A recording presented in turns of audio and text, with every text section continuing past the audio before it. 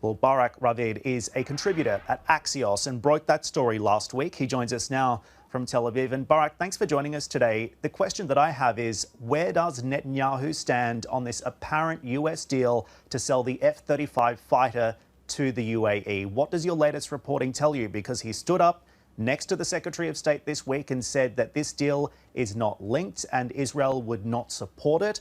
However, local media in Israel reports otherwise. What do you know? Well, I've been covering Netanyahu for the last 11 years. I woke up with him in the morning and I went to sleep with him in the evening, really 24/7. And if there's one thing I can tell you, that there's usually a relatively big gap between Netanyahu on the record and Netanyahu off the record, Netanyahu in public and Netanyahu in private. And this is just another case of such a gap. Because I think that when the Americans spoke to Netanyahu about this possible arms deal in the last weeks and months, I think they didn't hear from him great enthusiasm about the US selling F-35s to the UAE, but I think they also didn't hear from him a very harsh objection. And I think that the impression the Emiratis had is that even if the Israelis will not celebrate about this arms deal and will not go to Congress and ask the U.S. Congress to promote this deal as soon as possible, they will not fight it, not in public and not in private, but just raise their reservations and that's it. And after this deal was exposed in the Israeli press, Netanyahu started a very public campaign against the deal. And in a cabinet meeting, he even said, he was asked, are you going to fight this deal in Congress? And he said, yes, I will. And I think this is this comment, which was also published, alarmed the Emiratis. And they saw it as a violation of the spirit of the understandings between Israel, the US, and the UAE about the deal. And then the retribution was that they canceled this trilateral meeting in the UN between the Israeli ambassador to the UN, the US ambassador to the UN, and the Emirati ambassador to the UN.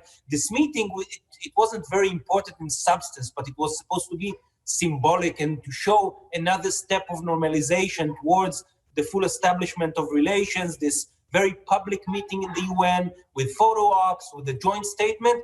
This was called off, and this was a message to Netanyahu and to the Americans that the Emiratis are very, very unhappy and upset about Netanyahu's public statements against this arms deal.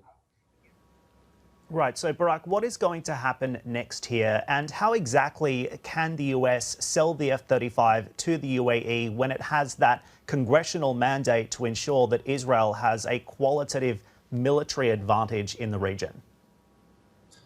Okay, so what happened this week already is that Pompeo was in Israel, and on Monday he saw Netanyahu, and part of their conversation was focused on Netanyahu's statements against the deal and on the deal itself.